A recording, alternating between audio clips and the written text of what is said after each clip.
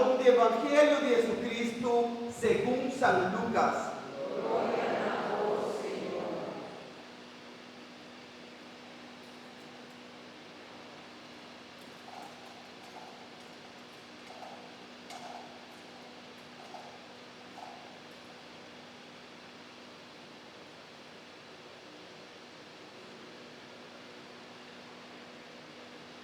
En el tiempo allá, María sale va a visitar un cierto pueblo de ser una de Judá.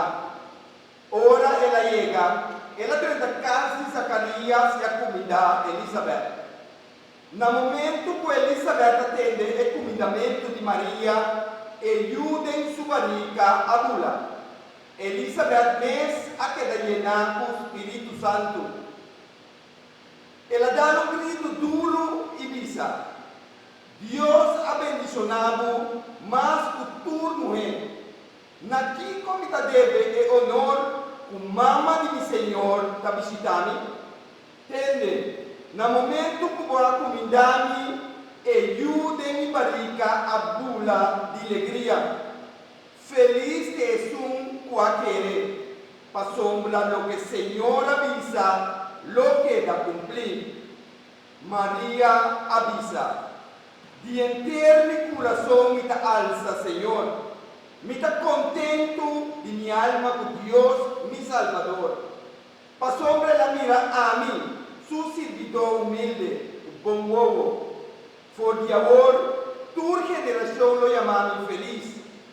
Para motivo de cosas tan grande, o Dios poderoso así para mí. Su nombre está santo. Esta demonstración para respetar su misericordia de generación tras de generación. Él hace su mano poderoso y plama orgulloso en mi corazón. Él baja gobernante fuera del trono y él alza el humilde. Ela dune não que tinha cos bom na abundância e a core que digo lá não vai mampashi. Ela sale na ajudança de Israel, seu servidor, e não a novidade de tratar com misericórdia. Tacina ela permitiu antepassados Abraham e todo seu futuro descendiente.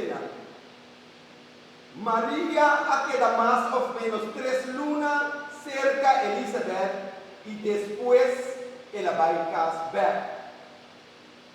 Palabra del Señor.